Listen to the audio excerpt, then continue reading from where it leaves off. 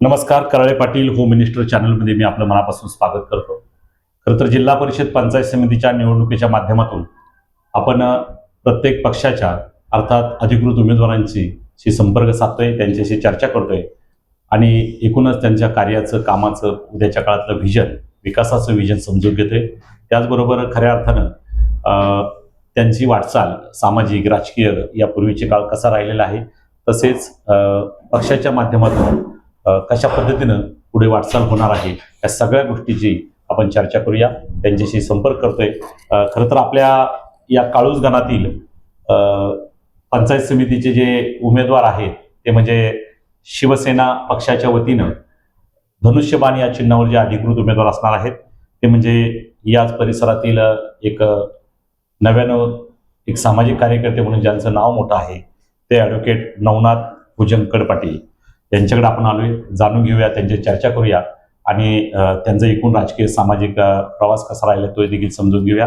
नमस्कार कड पाटील. नमस्कार. मला सांगा, आता तुम्ही निवडणुकीमध्ये उभे आहात, तुम्हाला शिवसेना पक्षानं अधिकृतरित्या या ठिकाणी सिम्बॉल अर्थात चिन्ह दिलंय.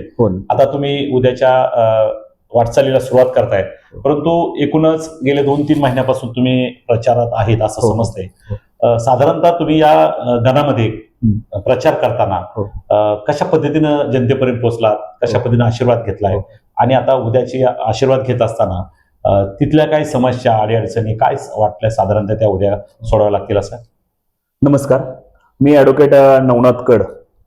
मी काळूज पंचायत समिती गणातून शिवसेना या पक्षाकडनं अधिकृतरित्या उमेदवार म्हणून सामोरं जात आहे. त्यामध्ये शिवसेना भाजप युती या अनुषंगानं या निवडणुकीला सामोरं जात आहे. गेले 3 महिन्यापासून मी लोकांच्या प्रत्येकाच्या घर टू घर जाऊन प्रत्येकाशी प्रचाराच्या माध्यमातून प्रत्येकाशी जोडलं गेलेलं आहे.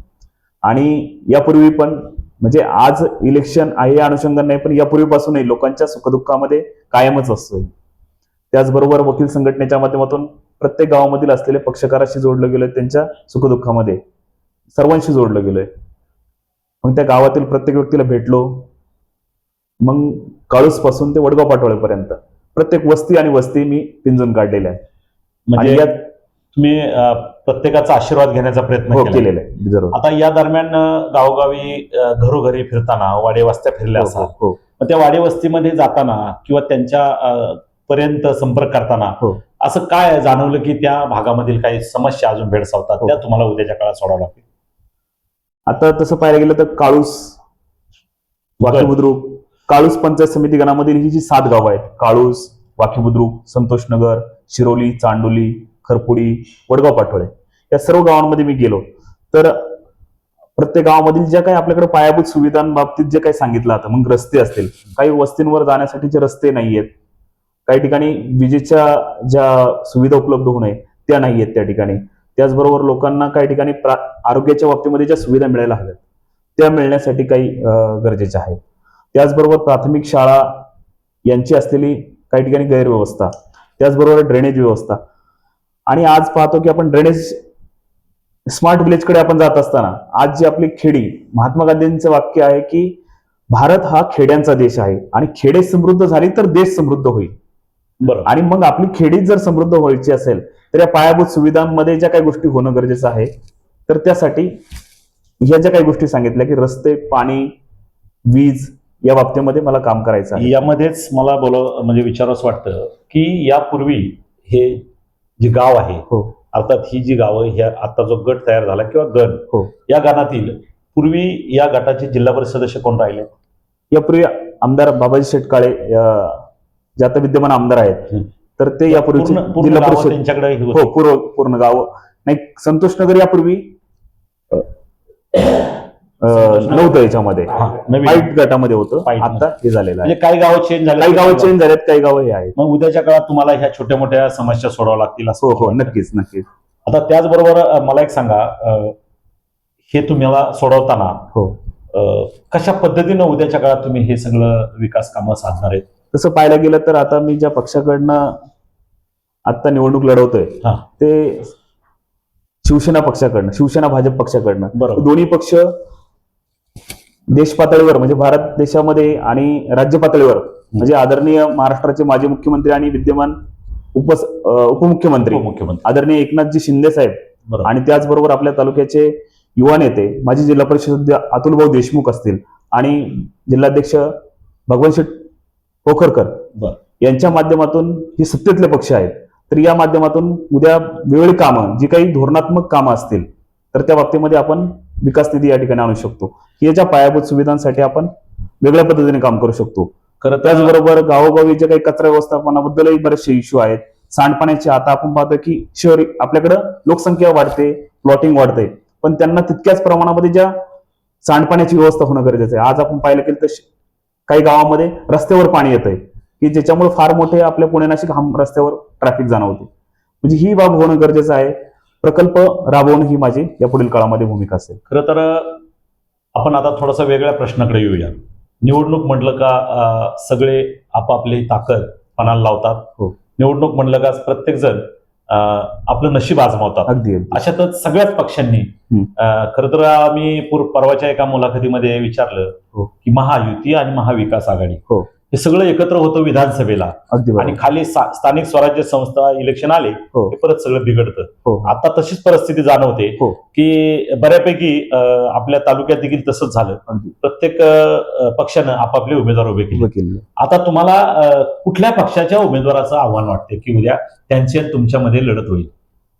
तसं पाहायला गेलं तर मी ज्या पद्धतीने लोकांशी संपर्क साधला, प्रचारामध्ये ज्या पद्धतीने आघाडी घेतली, प्रत्येक व्यक्तीशी जोडलं गेलो आणि प्रत्येक व्यक्ती मला नावानिशी ओळखतोय. त्या व्यक्तीलाही माझ्याबद्दल काही गोष्टी जाणवल्या की हा व्यक्ती करू शकतो. त्यामुळे मला असं कुणाचं फारसं आव्हान वाटत नाही. परंतु तरी पण त्यामध्ये एक मला विचारावं लागेल, जे आता सध्या राष्ट्रवादी काँग्रेसकडे जे उमेदवार आहेत ते धनशक्तीवाले आहेत हो. अशी एक चर्चा आहे तुमच्या गटामध्ये किंवा गणामध्ये. आणि एकूणच प्रत्येक गावोगावी ते थोडंसं नाही म्हटलं तरी व्यक्तिगत विकास कामं किंवा निधी वापरतात. हो. आणि त्यांची जरा थोडीशी तुम्हाला असं धनशक्तीची भीती वगैरे वाटत नाही, अजिबात नाही. तसं पाहायला गेलं तर जे तुम्ही ज्यांचा उल्लेख केला ते राष्ट्रवादीचे उमेदवार, ते खरं पाहायला गेलं तर आताच्या अस्तित्वात असलेल्या पाईट गटातून ते उमेदवार आहेत, म्हणजे पिंपरीचे उमेदवार आहेत. म्हणजे आता तालुक्यामध्ये जी काही चर्चा चालू आहे. कुठली चर्चा अशी की बाहेरचा उमेदवार आमच्याकडे लादला जातोय. अरे हा पाईट गटामध्ये जी चर्चा आहे की आमच्याकडे बाहेरचा उमेदवार लादला जातोय अशी चर्चा राष्ट्रवादी काँग्रेसकडनं केली जाते. आणि दुसरीकडे जर आपण विरोधाभास पाहायला गेलं तर या काळूस मिलनकरवाडी गटामध्ये, काळूस गणामध्ये पाईट गटामधला उमेदवार इथे दिला जातो राष्ट्रवादीकडनं. म्हणजे या दोन कॉन्ट्रोवर्सी ज्या दिसतात विरोधाभास, ह्या खरोखर विचार करायला लावणाऱ्या आहेत. आणि मग आता इथे स्थानिक जेवढे आपल्याकडे हे असताना मग बाहेरचा उमेदवार आपल्यावर लादण्याचं कारण काय? हा मला पडलेला प्रश्न आहे. आणि मग आता त्याकडे तुम्ही कसे पाहताय की उद्या त्यांचं गाव इकडे नाही म्हणता, हो.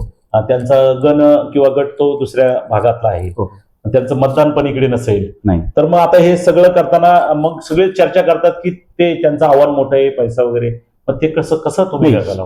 ही जी निवडणूक होणार आहे ही जनशक्ती विरुद्ध धनशक्ती अशी असेल. कारण लोकांनाही या भावना पटलेल्या आहेत की नक्की हा जरी उमेदवार धनशक्ती करणारा असेल तरी उमेदवार हा त्या पद्धतीने न्याय देऊ शकत नाही. उद्या जर सभागृहामध्ये आपली भूमिका मांडण्यासाठी तितक्याच ताकदीचा, उद्या कायदेशीर बाबी व्यवस्थित मांडण्यासाठी जे काही धोरणात्मक गोष्टी करायच्या असतील तर त्या गोष्टी तिथं असणं गरजेचं आहे. खरं तर एकूणच तुम्हाला असं वाटतं की तुम्ही या गणामध्ये निश्चित उजवे ठराल, निवडून येईल अशी तुम्हाला खात्री वाटते. परंतु आता एक मला थोडासा जाता प्रश्न जो सगळ्या उमेदवारांना मी विचारत असतो तो तुम्हाला विचारणार आहे. हे सगळं असताना सगळे पक्ष आपली ताकद पणाला लावतात, सगळे उमेदवार उभे असतात किंवा उभे आहेत, आणि आता हे सगळं करताना जनतेला तुम्ही आव्हान करणार आहे पुढच्या वाक्यामधून की मला मतदान करा, पण लोकांनी तुम्हाला निवडून का द्यावं, तुम्हालाच निवडून का द्यावं, बाकीच्या उमेदवारांमधून तुम्हालाच निवडून का द्यावं असं का वाटतं?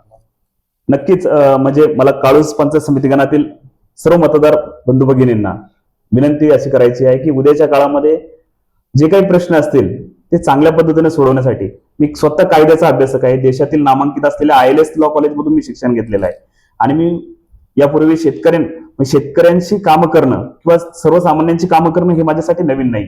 यापूर्वी मी माझ्या वडिलांच्या स्मरणार्थ जे सोशल फाउंडेशन चालू केलंय, स्वर्गीय भुजंगराव कडपाटील सोशल फाउंडेशन, याच्या माध्यमातून पुणे नाशिक महामार्ग असेल, पुणे नाशिक पूर्व द्रुतगती मार्ग आपला जो रिंग रोड असेल, बरोबर, याबद्दल कायम मी हे केलेलं आहे. यापूर्वी शेतकऱ्यांना जो मोबदला मिळणार होता तर त्यासाठी आर्बिट्रेशनच्या माध्यमातून अतिरिक्त मोबदला त्यांना मिळून दिलेला आहे. म्हणजे अशी कायम पुनर्वसनाच्या बाबतीमधले प्रश्न म्हणजे भूसंपादनामध्ये मी काम केलेलं आहे. म्हणजे यापुढील काळामध्ये पुनर्वसनाचे विषय असतील म्हणजे जे पंचायत समितीच्याही व्यतिरिक्त पण ते कायदेशीर बाबीने मांडण्यासाठी माझ्याकडे कायदेशीर अभ्यास आहे आणि नक्कीच मी या गोष्टीला न्याय देऊ शकतो. आणि त्या सभागृहामध्ये चांगल्या पद्धतीनं पंचायत समितीच्या सभागृहामध्ये ज्या काही योजना सर्वसामान्यांमध्ये शेवटच्या व्यक्तीपर्यंत पोहोचवायची असेल तर तितकंच व्यक्ती तो पात्र असेल. या योजना सगळ्या प्रत्येकाबरोबर पोहोचवण्याचा प्रयत्न करणार. अगदी अगदी ज्या व्यक्तिगत लाभाच्या योजना ज्या मिळतात शासनाच्या वतीने, त्यांचा पाठपुरावा करून प्रत्येकाला त्याचा लाभ मिळून द्यायचा, हे सगळं तुम्ही काम करणार. नक्कीच. आणि म्हणून तुम्हाला लोकांनी निवडून नक्की द्यावं. नक्की. निश्चित आपण ऐकलं की आदरणीय वकील साहेब या निवडणुकीमध्ये सामोरे जात आहेत. त्याचं कारण असं त्यांचं शिक्षण, त्यांचं कार्य करण्याची पद्धती, त्याचबरोबर त्यांना असणारी आवड समाजकार्याची, या सगळ्याच्या बळावर उद्याच्या या पंचायत समिती गणामध्ये ते आपलं काम करू इच्छितात. त्यांना सेवा करायची आहे. आता ही सेवा करत असताना सर्वात शेवटी जनतेला ते कशा पद्धतीनं आव्हान करतायत आणि कशा पद्धतीनं सर्वांना विनंती करतायत, आपण त्यांच्याकडे जाऊया. जनतेला काय सांगाल तुम्ही आता जाता की तुम्हाला जनतेने निवडून द्यावं, कशा पद्धतीने विनंती करणार? नमस्कार. काळूस पंचायत समिती गणातील तमाम सर्व मतदार बंधू भगिनी, तरुण सहकाऱ्यांना माझं आव्हान आहे की मी स्वतः कायद्याचा अभ्यासक आहे, उच्च शिक्षित आहे. मी स्वतः एकत्र कुटुंबामधील, शेती कुटुंबातील आणि स्थानिक आपल्या एक घटक आहे. आणि या माध्यमातून आपण मला आपल्या काळूस पंचायत समिती गणामधील जे काय आपले प्रश्न आहे ते सोडवण्यासाठी, मग उद्या आपली भूमिका स्पष्टपणे पंचायत समितीच्या दालनामध्ये मांडण्यासाठी आणि ज्या काही योजना आहेत शेतकऱ्यांसाठी, सर्वसामान्यांसाठी, त्या त्यांच्यापर्यंत पोहोचवण्यासाठी. आणि आपण पाहतोय खेडी ही स्मार्ट विलेजेसकडे जात आहेत, तर स्मार्ट विलेज करण्याच्यासाठी ज्या काही गोष्टी करता येईल त्यासाठी मी उद्याच्या काळामध्ये आपली भूमिका नक्कीच.